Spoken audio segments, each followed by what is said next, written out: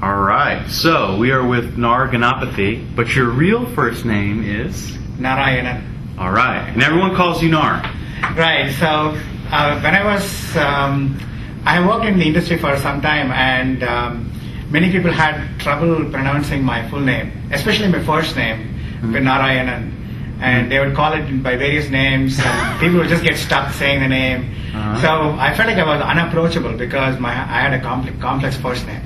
And it also turned out that my email alias in those companies was NAR. Okay. And so everybody used to call me by Nar. And so I decided when I joined Microsoft to just shorten my name to Nar. That way, it is simpler for people. And it turns out that has helped a lot of people because just people assume that I'm Nar and they just call me by name, and I'm way more approachable and so on. So excellent. That is the. But I have noticed that other architects and distinguished engineers will call you by your full name. So apparently they like that challenge. Right. Yeah. Excellent. So we had you on Channel 9 before, and about a year ago, and you're the architect for basically the I/O system in Windows. Right. And I wanted to talk to you again now because now we're in Vista RC1, and basically I have a hypothesis that Windows Vista, is the most advanced general purpose operating system in the world. Now it's general purpose, so it supports all kinds of crazy configurations, etc. And so one of the things I want to talk to you about is what's new in Vista I/O compared to, say, what we had in XP. I mean, Vista is new, right? Right. So, excuse me. So if you compare to XP, Vista has got, we have made some very dramatic and impactful changes to the I/O system. So in fact, after Windows 2000, when we introduced plug and play as a new concept in Windows 2000, this is the next major, the biggest revision of the I/O system happened in Vista. So in Vista, we addressed a lot of issues that have been plaguing the end users, like customers, people who use Windows, as well as driver developers. So from an end user perspective, we wanted to address the problems of blue screening systems, reliability problems, security problems, and more importantly, we also wanted to address hang problems. So many may not know this, but many times you see when an application hangs, like when your Outlook hangs, it's actually due to an I/O that's stuck. Most of the time it's network I/O, and the network has gone down. But so, for example, Outlook might be looking for a server share, or it may be looking for a printer, and the network connection has gone down, or something's bad with the network, and so your I/O is stuck. It is stuck somewhere in the driver, and so in fact that is one of the key reasons why your system is hung. In fact, if an I/O is stuck inside a driver, and an application cannot have, that's not a very recourse except to sometimes reboot. So we have had cases where you'll be playing some audio file, or you'll be playing some game, and suddenly the system freezes, right? And nothing. That's because the I/O request is hung inside a driver, right? And we cannot do anything except to reboot the machine. And so we did a lot of work in Vista to actually enable to actually help abort those I/Os. So, for example, let's say I was doing an operation, like say, I was playing some game, and I was actually playing some audio, and that I/O got stuck. I mean, basically the application didn't respond. The system responds fine, but the application didn't respond. Now, we wanted to make sure that the application had a way, or the user had a way to cancel that I/O, being able to abort that I/O so that he can actually take over. I mean, he doesn't like to wait. He wants to do something else. How it is, you're stuck. You don't want to become a slave to the computer. You should be able to control what the computer does all the time. So if you're doing something and that operation takes a long time, you should be able to abort that thing and then take over the system, right? So that's basically it. So 90% of the time, we find that a big reason why applications hang is due to I/O operations getting stuck in device drivers. Okay. So that is one of the things we addressed, and this is completely new for Vista. Okay. Instead, at the Jim Walshin level, this is called the Hung App Initiative. We did a lot of things to address hung applications, and I/O cancellation is one big part of that. The other thing, let me just step in 1 second. Okay. When you say I/O cancellation, you're talking about a developer now has the ability to cancel an operation, and a user has the ability to cancel an operation. Well, the user will have the ability to cancel the operation through the application. So, for example, the application will probably put out like some sort of a stop box. So, for example, if you look at Office 2007, right, there are cancel buttons everywhere. Right? So that is actually an example of how an application can expose a cancellation operation to the user. User will press the cancel button. The application will then call intern into the I/O system to actually cancel the I/O. Excellent. Right? Okay, and let's talk about real quickly, since this is a going deep episode. What does the cancellation look like to the I/O system? So the I/O thing is happening down in the I/O world. Right. Say it's a network request, Outlook's making requests to some server. All of a sudden, I don't have a connection anymore. What's going on in the I/O world? You're just waiting? Sure. So let me explain that. Sure.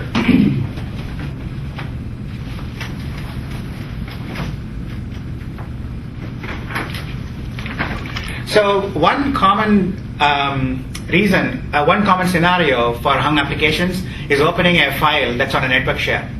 Right. So, for example, let's say you want to open a file on your machine, say Torre or something, and then you say you want to open foo.txt. Okay. Right. So you can open this file from a shell or from an Explorer window or through Outlook or something. And if your network is down, then you cannot actually this will hang. Absolutely. Right? This is a classic scenario, and we find that after cancellation hangs, 90% of the hangs are due to this particular problem, where we are trying to go to a network share, we are trying to resolve this network name, the network share name, and trying to find the real machine. So this is how it works in the system. This is how it works. So let's say this is the user kernel boundary, and so you have the say this is the Explorer. So Explorer calls into the I/O system and opens this file using the API create file. So it calls create file with whack-whack-torre and foo.txt. Okay. So this essentially goes down so it comes into the I/O system, and in the I/O system it goes into a component called the I/O manager. And in the I/O manager, we actually translate this create file request into an IRP. So we create an IRP called our IRP. An IRP is nothing but an I/O request packet. Okay. So, and this goes into a driver, which is called a MUP driver. It is called MUP for it's essentially it is a driver that I don't know the exact translation of MUP. It stands for something, but we call it MUP. Okay. It's essentially a file system driver, and more importantly, it is the one that actually translates your name into the actual machine name. In fact, it might talk to Active Directory, for example, right? Okay. If you are using DFS. So this ultimately goes and communicates with some other components, and then at some point it will. And so the IRP is actually stuck in the MUP driver, right? Okay. So in fact, your thread. So let's say this is your thread, right? Your thread is actually going and blocking inside MUP, and it's waiting there. Got it. Right there, it's just waiting there. So now you cannot kill the window. In fact, one of the problems we have is because the wait is happening inside kernel mode, you cannot abort the wait. Unlike if you are waiting in a user mode, you can actually, if you kill the X button on your Shell Explorer, we can terminate the thread, right? And so we can get out of the wait. But certain kind of waits, especially kernel mode waits, are not abortable. In fact, this is a big problem, and this is one of the reasons why you cannot. In fact, if this was a hang forever, that means you have to reboot the machine to get the thread back. Well, that's very interesting. Let's talk about why is a kernel thread not abortable, or a kernel wait? Excuse me. Like that's a design decision. It's a design decision because your kernel wait can happen deep inside a driver. So if you're deep inside a driver, you cannot abort something and then completely. It's like handling an exception, but you're not giving the guy who. It's an exception, but the system in Windows we're not exception based, and so if you're waiting deep inside a driver, you need to be able to cleanly unwind. Whereas if you want to abort the wait and just completely take away the thread, you have to be able to unwind everything in the thread, in the call stack. and we need to be able to unwind that. And if we cannot do that, we cannot do that if it's a kernel mode wait, because in kernel mode we had to give the driver a chance to unwind. Fair enough. In user mode, we can clean up everything because the kernel mode tracks all the resources. With kernel mode wait, we cannot do that. Okay. So let's get to this. So the ERP is stuck inside MUP. And so there are, I don't want to go into the exact data structures. It could be in a queue, it could be anywhere. Sure. Right? And so let's say the user is impatient, right? It's taking like probably more than 10 seconds. We find that if a user gets impatient after 10 seconds, he wants to abort this. Okay. Right?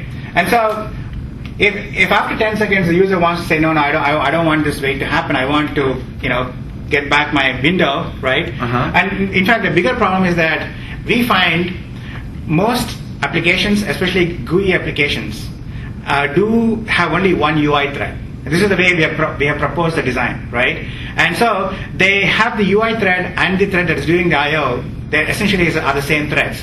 So if your UI thread is stuck on I/O, that means guess what? It cannot do any other work. So it can't paint, it can't redraw the window, it can't do anything like that. And so your window is kind of stuck, right? This is why you get all these stuck windows, right? When you get these blank windows, right? So let me ask you this though: why not create the I/O operation in an asynchronous thread?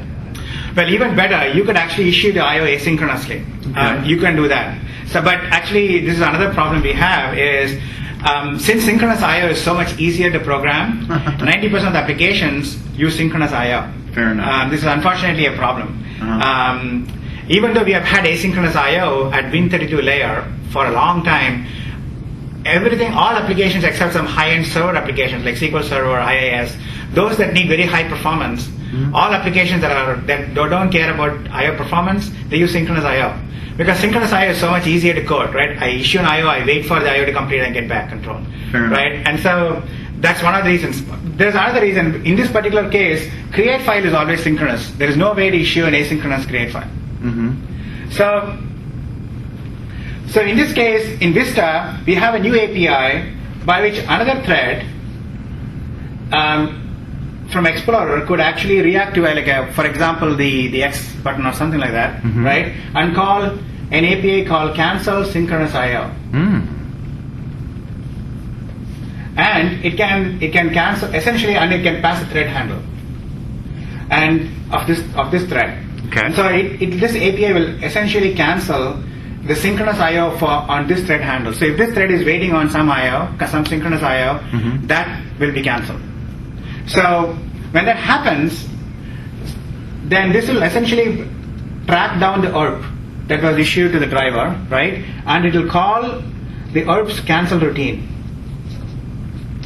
Every ERP that's supposed to be cancelable has a cancel routine set on it. The cancel routine is something that the driver sets on the ERP. This is actually in fact, there is a cancellation mechanism built into Windows. In fact, it's been there since the inception of Windows. It is just that we were not effectively utilizing that mechanism. And we were also not implementing those, because typically unless cancellation is invoked often, drivers don't implement them, right? And so, in fact, MUP was not cancelling their creates until we were able to enable that. Okay. And so once we enabled cancellation of creates, MUP implemented the cancellation of creates, right? And so we call the cancellation routine of the driver, and the driver can then go and implement cancellation. So for example, it calls an API to unwait the thread, right? And it unwinds the stack, right? It goes to the manager, it goes and completes. Excellent. So in fact, you can, if you have a stuck server, if you have a stuck server and you're trying to open a share on that server on XP on Vista, you can just type Control-C and on your command window you can come back very quickly. Excellent. Right, and your shell explorer also can react quickly. Beautiful. So basically, what this means then is we're going to see a lot less window hangs in Windows Vista, assuming that the application has taken advantage of this new API. Right. So now an application, which just actually kind of begs the question, because Vista, there is a subsystem that detects hung windows, right, and lets the user know that it's not responding. So that then could be the way that, so if my application's hanging and Windows says, this application's hanging, and of course the user's like, duh, I can tell. And then they hit cancel, that would then call into that API, right? Right. So yeah, that's true. Well, it depends. So let's talk about that particular Sure. component. So you are right. So with the cancellation support that we provided in the I/O subsystem enables people to do cancellations. So clearly, unless people use that mechanism, we cannot do it. This is one of the problems with any core feature, right? In kernel, you enable that possibility, and then people have to start using it, right? And so, in order to figure out where we should, what are the important priority areas we need to focus on, we implemented the hang detection code, right? You are talking about that. Essentially, in Vista, we have this piece of software that detects which thread is hung, and then goes and, unbeknownst to the application, goes and actually captures a stack trace of the kernel. Okay, and if it's actually more than 10 seconds, we actually take the stack trace and send it back to Microsoft. And we analyze the stack traces, and then we find out about what are the most important stack traces where things are stuck, right? And then we go and talk to the driver developer, or we go and talk to the application developer and go and attack those. So because of this reason, we have actually, this is how we found out that it was actually the MUP that's the problem. Excellent. We did that. We actually did it. So we have a feedback loop. And so we go and tell, we actually found like MUP was one problem. There was another case with respect to CD-ROM, playing audio using CD-ROM, where you get stuck, and there was a wait in the audios in the CD-ROM stack, which would block, and it was a kernel mode wait, and so you cannot unwait the thread. You couldn't do anything, and so we actually fixed that, and so on. And so we are using the kernel hang detection mechanism to find out what are the important hang-causing software, right? And we are trying to fix that. Fantastic. And we're also giving the feedback to application developers. So when I say applications, it need not be end applications like Office. All the Office is a great example, but typically there's a lot of middleware, right? So for example, what I would call like libraries that sit on top of the basic Win32. Right? People rarely write to the Win32 API anymore, right? People write other COM layers, like shell extensions and the shell APIs and so on. Certainly. And so long as the shell supports cancellation, so long as the middleware supports cancellation, then we can actually use this new feature in Vista to actually get that. Fantastic. And it seems like a relatively straightforward API, right? To call cancel sync IO. Right. Pass it the handle of the thread that you think is hung. Right. But I want to point out that the best practice is, even though synchronous IO is the easiest to code and easiest to use, the way you have to model a user's user experience is really asynchronous. So a user issues an operation, and at any point in time he might want to abort the operation. He should have control, right? And that actually is very much asynchronous. The user doesn't want to, he doesn't say, okay, I'm issuing an operation, I will wait forever until the operation completes. Sure. And so an application should actually model the user's behavior. And so we find that more and more, especially with a lot of distributed systems and systems that go across the network, we want the application and the other pieces of software to be asynchronous, or at least provide some asynchronous ways by which the top level application can issue I/O, and so they can. So that means that the thread is still under control. It can still repaint. It can draw windows, and it can also at the same point can also cancel it. So we want to encourage application developers to use asynchronous I/O. Now, of course, that does put the onus on us to make it easier for Windows developers to write asynchronous I/O. Right. So have we done any work in the API stack for asynchronous I/O? So, or is it still the same old, same old? Well, the unmanaged code is same old, same old. Okay. The managed code, they've done a lot of work to simplify asynchronous I/O, and there's a lot of the managed code team has done a lot of work. They have their delegate model, and you can actually say begin invoke, and then you get the status updated later on, and sure. And they kind of hide a lot of the complexity underneath. So yeah, in fact, I have spent some time talking to the managed code team to simplify this. Fantastic. So that's excellent. Now, what about I/O priority? What does that mean? So does that mean that doesn't mean that I as a developer can say this I/O operation needs to be the number one. This person has to check email. I want to go check email every 5 minutes. I want priority for the network I/O stack. So Okay, I'll give you talk the to me scenarios. about it. Yeah, I'll give you the scenarios first. So the primary motivation behind I/O priorities is this. So when we look at system responsiveness, so most of the time when we use the system, especially on XP, we find that every now and then your mouse is not moving, or you're not able to, the windows are not responding cleanly. And the reason is that you're actually crashing against the disk.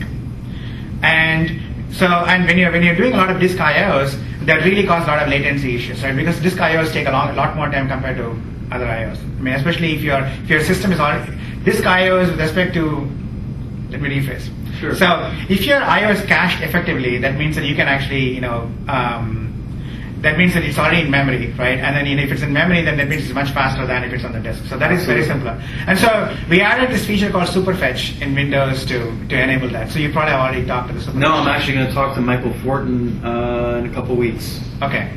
So as part of Superfetch, when the performance team was investigating responsiveness and performance, they found out that when you're doing, so there are some IOs that are important to get through to improve responsiveness. So let's say I have an application that's actually doing search indexing. Okay, I have or some background thread that's doing search indexing, and I'm opening Outlook.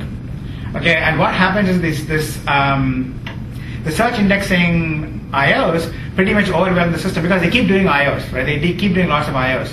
And they take up cache manager pages. They actually do, IOs to the disk. And because the disk driver doesn't know any better, it actually issues all IOs first come first serve. And so what used to happen is that all these background IOs would actually pretty much overwhelm the disk pipeline. And so the IOs that you really wanted to get through to show up your UI and your app was not getting through. Okay. And so we've introduced the concept of priorities to IOs to actually solve that problem. We actually now say that some IOs are more important than others, right? These are what I call, these are not hardcore, or these are not fixed priorities, right? These are what I would call priority hints. So you don't, for example, it's not like real time, right? It's not like real time priorities for threads or anything like that. It is actually hints. Okay. And so we actually make sure that all the there are these kind of the priorities are first one is normal, which is essentially what your current normal priority is. Then we have there is low, and there is idle, and there is high, and there is critical. Okay, and we use critical only. The only person who can set the critical priority for an I/O request is the memory manager. We use this priority to flush out pages to the disk to free up pages in memory. So, for example, let's say the memory manager has a lot of pages in his cache, and he wants to flush them out of the page file or to other map files. Then sometimes you might want to get these pages out quickly because you want to free up memory. Because in order to do IOs, you need memory too. So there's like a chicken and egg problem. Sure. And so if these pages get stuck behind other IOs, then you'll have major system responsiveness issues. So that is one, right? Then there is high. High is essentially, a user can set it, and it's essentially just it's better than normal. So the disk driver will actually give priority to high priority IOs compared to normal IOs. So in fact, the most used priority is the idle priority. Right? It turns out that in Windows, we have a lot of background threads that do lots of stuff in the background. So for example, Search Indexer is a great example. Right? There are also other areas that actually figure out how the layout of the disk is, the defragmenter, and so on. So all these things are going on in the background, and you don't want them to get in the way of your IOs. And so idle priority is one is used by, like the indexer is an example, right? Defragger is an example. Yeah. Right? How about auto update? I don't know about auto update. Okay. Maybe that's a good example. Maybe they should use I think they're probably using network I/O in the background. But yeah, but they also be writing to the disk. So okay. So I want to say the I/O priorities are actually what I would say applicable across all device classes. So you can implement these priorities for all device classes, like storage, networking, audio, and so on. But in Vista, we have implemented these priorities for the storage stack. So we haven't implemented this for the networking stack or the other stacks. It just because we found this was the most important scenario we needed to cover. Certainly. Although the networking team could actually take this and implement it. And in fact, in addition to this, the networking team does have other ways by which they do it. So the networking stack has its own ways of implementing priorities and QoS. They have their own ways of supporting quality of service. But let's not get into that. Sure. So yeah, this is new for Vista, and I believe that this has made a huge improvement to the responsiveness of Vista. So in Vista, for example, when you click on, if you've gone out for lunch and come back and you click on Outlook, you come back again quickly. So, and the fact that search index, even though it's running, you can still do your normal operations on. They're all because of this. Absolutely. So excellent. that's high priorities. Okay. And what's the other things we want to talk about? What's bandwidth? So let's talk about bandwidth reservation. Sure. What does that mean? So yeah. So this is again something we did, especially with storage stack in mind, but it is something that's applicable across many stacks. So you might have observed that on XP, like when you're doing DVD playback or when you're playing some audio file or a movie, you'll see some glitches. And these glitches happen because you have there are many reasons why glitches happen. One of the primary reasons glitch happens is because of DPCs. DPCs are actually kernel mode routines that run in a non-preemptible mode. And so basically, if a DPC is running and is running for like 2 or 3 milliseconds, nothing else can run on that CPU. Okay, and DPCs are used by drivers to do their post-processing after an I/O request is completed. Okay. So, for example, a network packet comes in, and so some user mode application is waiting for a network packet.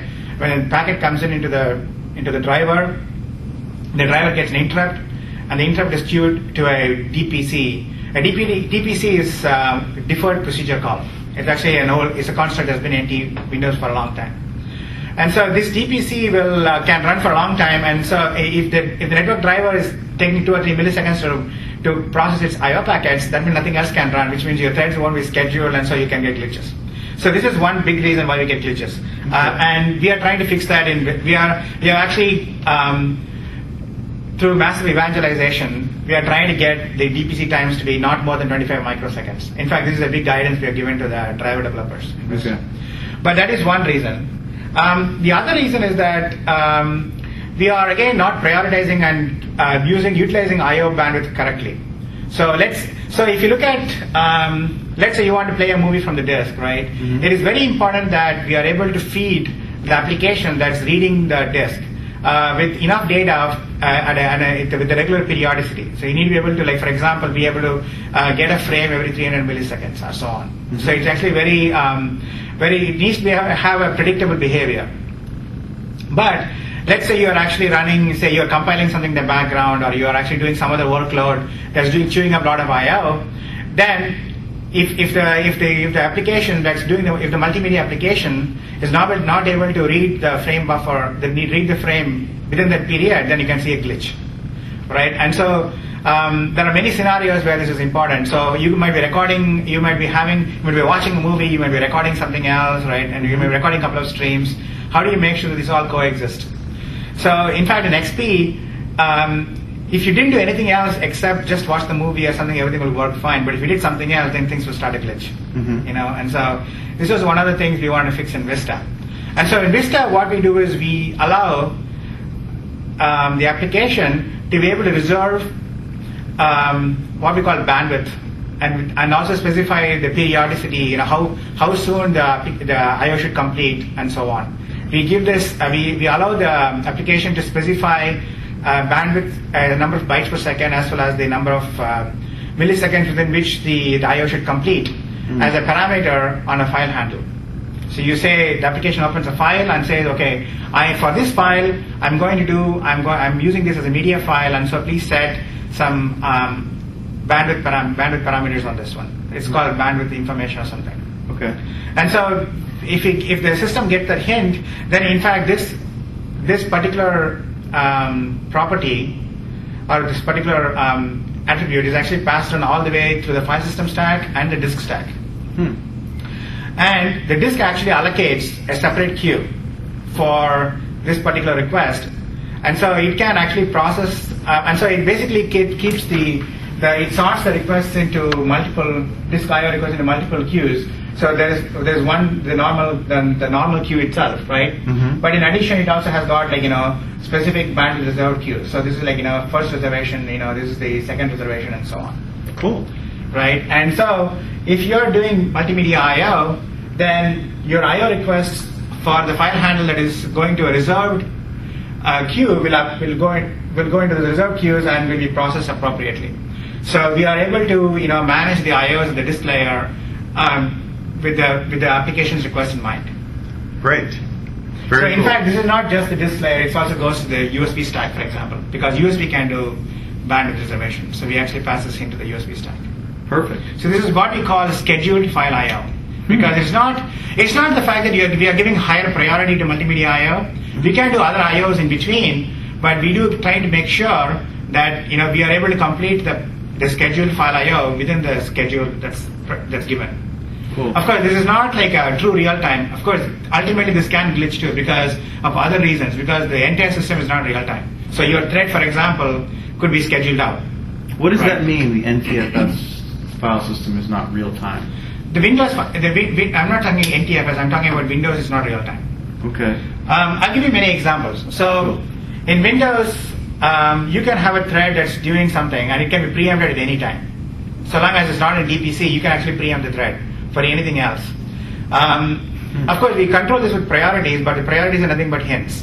Of course, you can use fixed priorities and all that, but it can happen that, let's say your thread is acquiring a lock inside the kernel.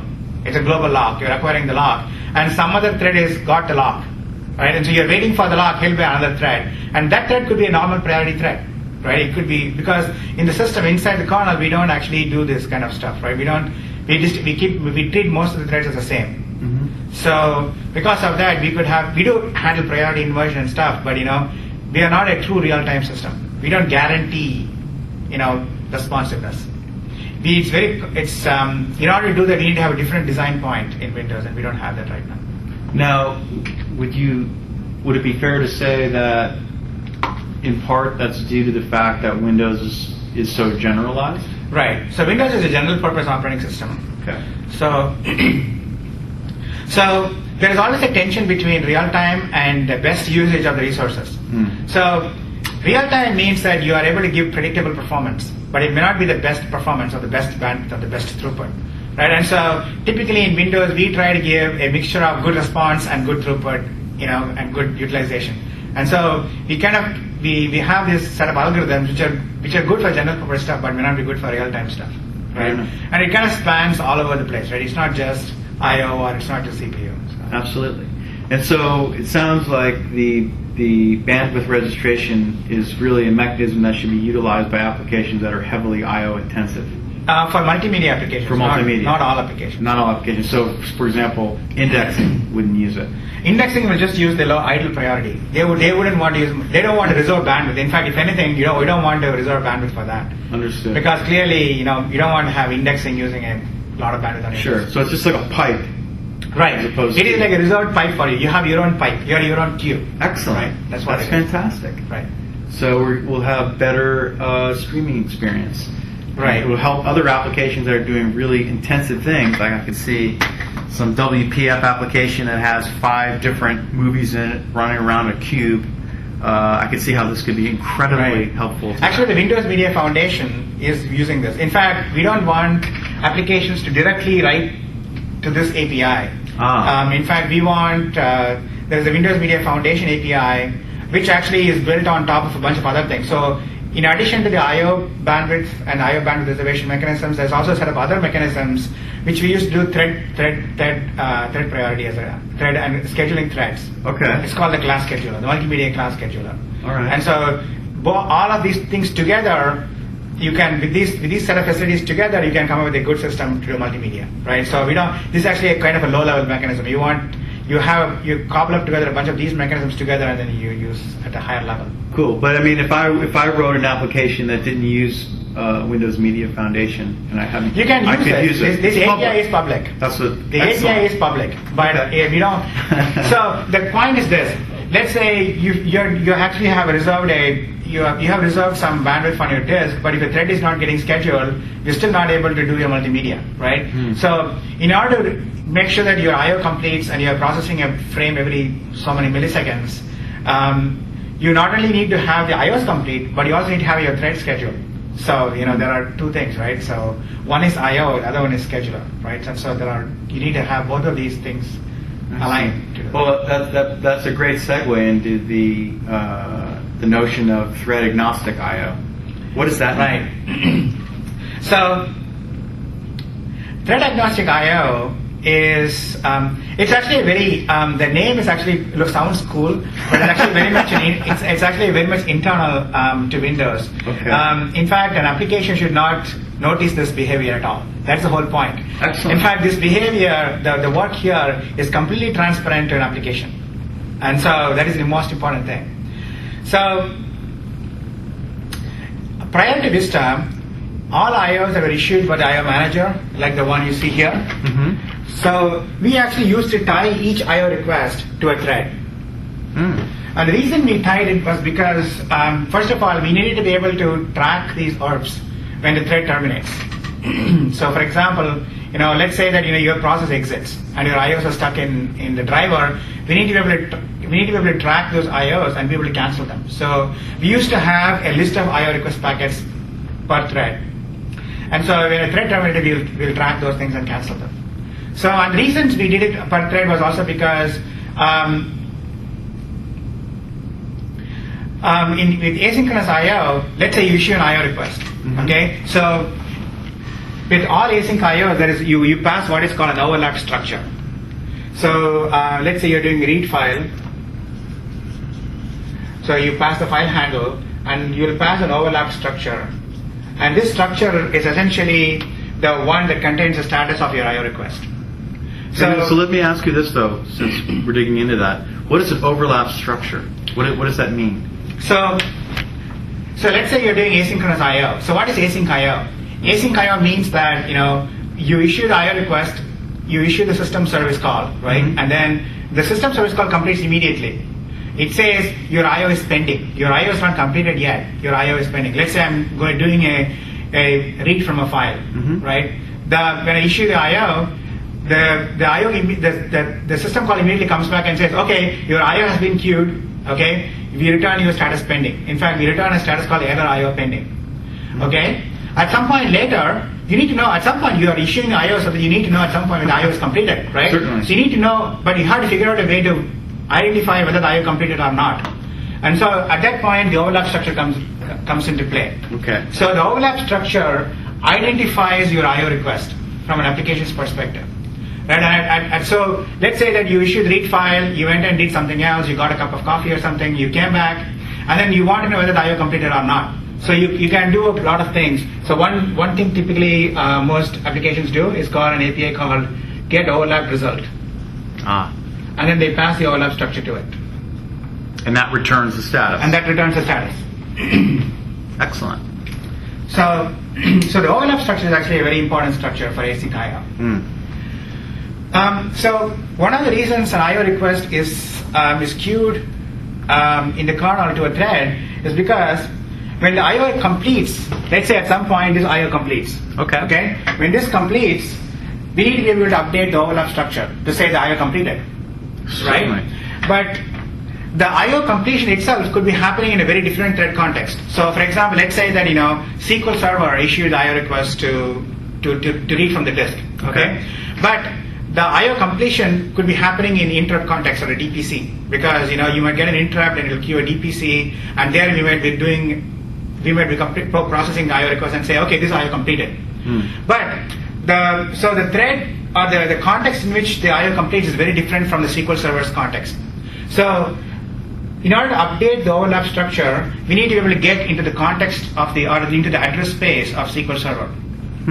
So you have let's say this is SQL Server's address space, and the overlap structure is somewhere here. Then the the DPC could happen in a system context, right? And we need to be able to update this overlap structure. And so in order to update the overlap structure, we now somehow need to get into the context of this address space. Sure. And so for that, what we do is we queue an APC, or this is another call where you queue what is called asynchronous procedure call. We context switch into this thread, right, and we update the overlap structure. And so that is how we update the status there. And so in order to know which thread the context switch into, we trap the thread in the orb.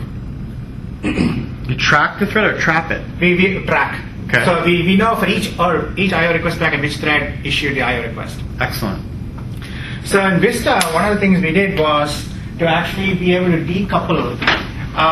So one of the drawbacks of this approach is that, let's say we use one of the ways by which you know when an IO completes is by what is called completion pods.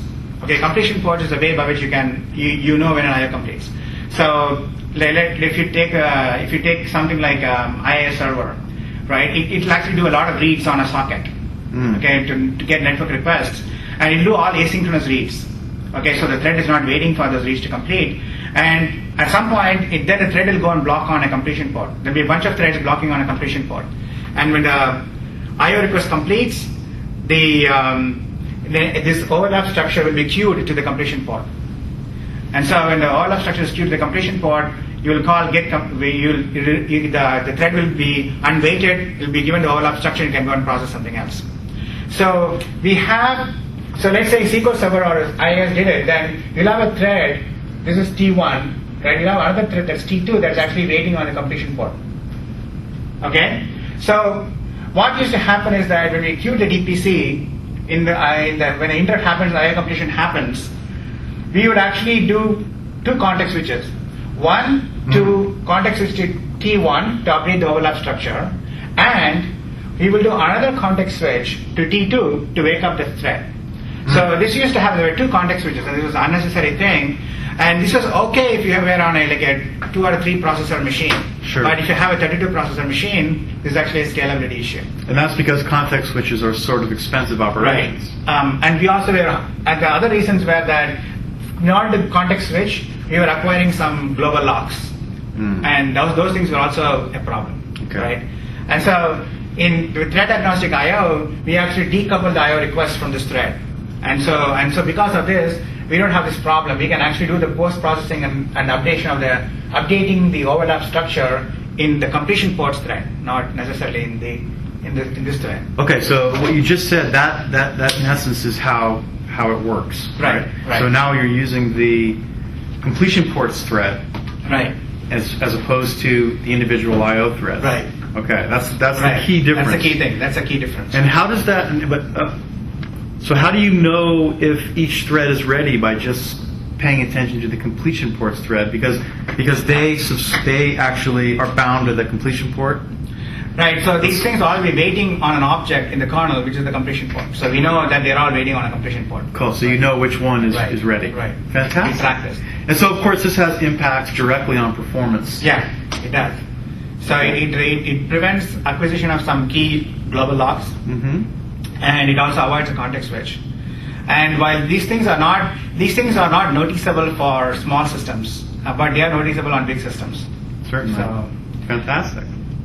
There is one thing, if you're a low-level programmer, there is one benefit to this approach, which you would appreciate only if you're a low-level programmer. So if you're writing a CLR runtime, there's plenty of them there, right? If you're a CLR runtime guy, right, yes. This might be a good thing. And that is that in the past, when you are waiting on a completion port, right, and if your completion port the completion port is nothing but a Windows NT system object. And so you have a handle to it, right? And you call retrieve get queued completion status is the API, but you retrieve an entry from the completion port. And so if you're waiting on it, and if you're let's say you want to unwind, you want to terminate the application, right? In order to get your thread out of the get queued completion status, you want to post a sentinel entry. You will post an entry so that you can get this guy out. Okay, and then this guy will say, "Oh, this is my termination entry. I'll go and unwind my thread." And so with the new APIs, we just close the handle, we automatically unwind this guy. So that is actually a kind of a interesting effect of this one, and it has got some benefits because in order to post an entry, you need to allocate memory. And so sometimes that may not happen. And so you cannot write robust code with that. So now you can do that. Excellent. So now have you been working at all with the CLR guys? To feed this information to them? No, but this is all transparent to them. So they will automatically get the benefit. Right? Okay, so that's important to stress that. I'm sure you already said it. Right. Is that this is just a system level construct that's just going to happen for you. Right. So you don't have to change your code. That's beautiful. Those are the kind of changes that I think developers really appreciate. Right. So what else? What else do you want to talk about? I think we've covered a fair amount here. This looks great. So Vista is, coming to market with a revamped I/O system. Yeah. So I want, but this is what I said here was the stuff in the core I/O manager and I/O subsystem, right? But we also did a lot of stuff which have been talked about in the past, which are also part of the I/O model, which is I'm also the development manager for WDF, right? So Windows Driver Foundation. So UMDF, KMDF, all those things, which are essentially much bigger projects, which are essentially completely changing the way you write drivers, is all part of this work. So it is actually a pretty dramatic improvement in the I/O system from XP. Absolutely. I mean, and of course, there is an impact on the I/O system when you move an I/O bound driver to user mode, right? Using UMDF, and we've interviewed Peter, we've interviewed Doron, who does the user mode. So we've done the user mode, the kernel mode, we've done DiffX, the driver installation guys, and we've also done prefast for drivers. Right. So, one of the things that Doron showed us for the kernel mode driver framework was the map of what it looks like just to do a couple operations, pull the power. It's unbelievable. And so the fact that you've actually been able to abstract the complexity away from that model, I mean, it's a complex general purpose operating system, is amazing. So let's briefly touch on, we've done user mode driver framework, and we really got into that. But what does it mean to you in the I/O world when a driver is moved out? That used to be, let's say we have a driver in kernel mode. I do a bunch of I/O work. That's what I do. That's what my app does. That's what I'm supporting my device. Now I'm now moved up into user mode in Vista because it's possible, and I'm psyched about that. I get better error handling or etc. Whatever. So a lot of that's actually one of the what I would call one of the key goals we had when we started this entire Windows Server Foundation project was to get what is called driver isolation. So driver isolation is this. So when a driver crashes, if it's in the kernel, first of all, we had a blue screen and reboot the machine. And secondly, and perhaps more fundamental, is that we don't know which driver caused the crash.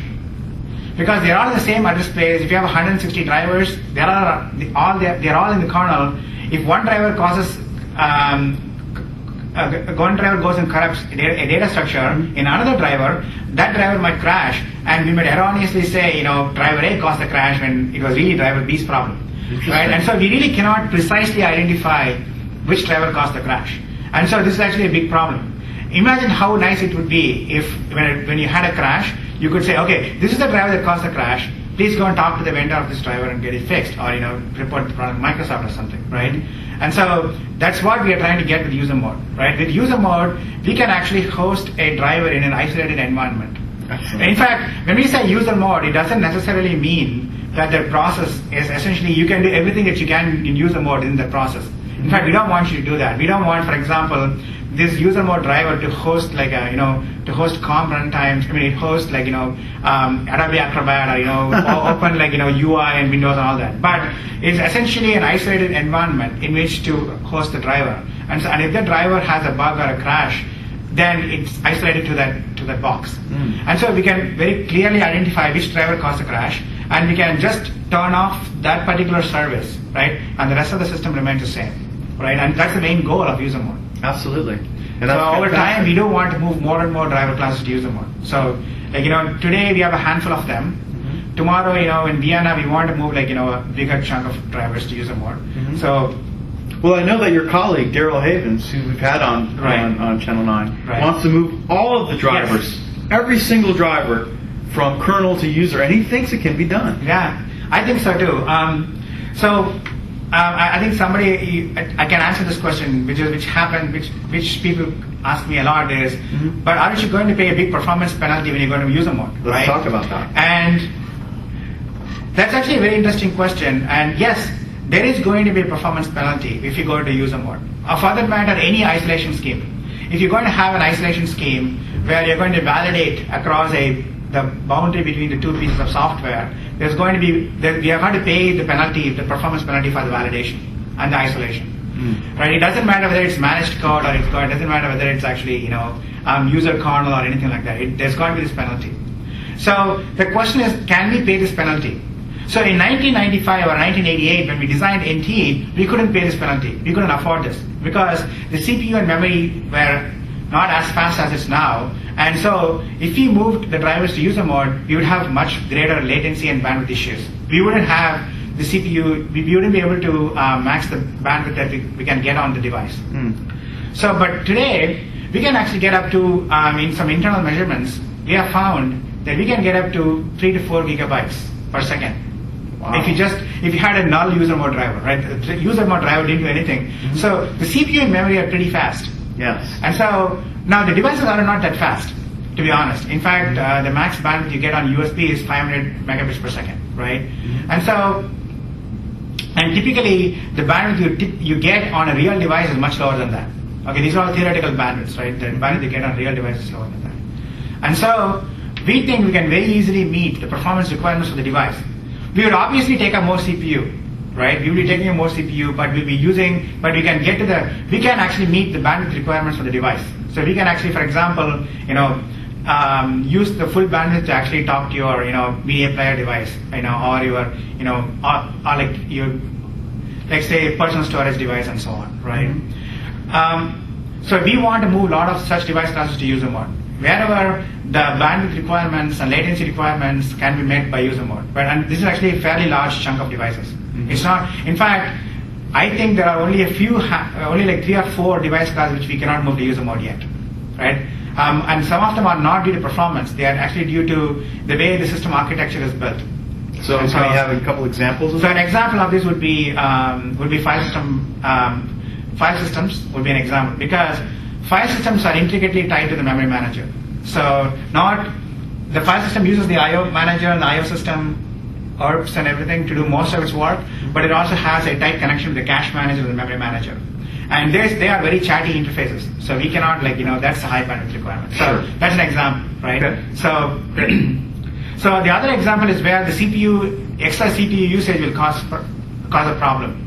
And these are high-end servers. Like if you talk about a 10 gig NIC, right? And then 10 gigabit network, 10 gigabit NIC, then if you cannot afford to take up the extra CPU to actually use this NIC, because that will eat away the CPU that can be used by SQL Server IaaS, right? So those are the device classes where we cannot use this technology, but for most of the others we can. Sure. Now, for example, if I'm a standard user that's playing a game, and I have a joystick driver that's now running in user mode, when I turn my plane left, it's going to go left. Right. Yeah. I mean, the point is, it's enough performance so that it's not going to affect user.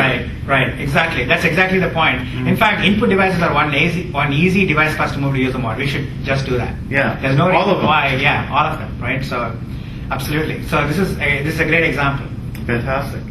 Well, that's great, and I know that with the advent of multi-core machines, you could actually, and if you used asynchronous I/O and take advantage of multi-core, assuming that we develop a nice little layer for you to be able to do that easily as a developer, I could see this having absolutely no impact whatsoever on performance. Right. Because you'd have that much more. If you had 4 cores, it's 4 CPUs, it's 4 engines. Right. Then you could just rock and roll everything in user mode, assuming that a lot of the intelligence is being done for the developer. Right. If they use asynchronous I/O, so there is in fact an implicit benefit by using user mode for multi-core, and that is that if a driver is in kernel mode, then we do the I/O computation. So the driver is doing some computation, right? It's doing some work. It's probably copying some buffers, or it's doing some transformations and all that stuff, right?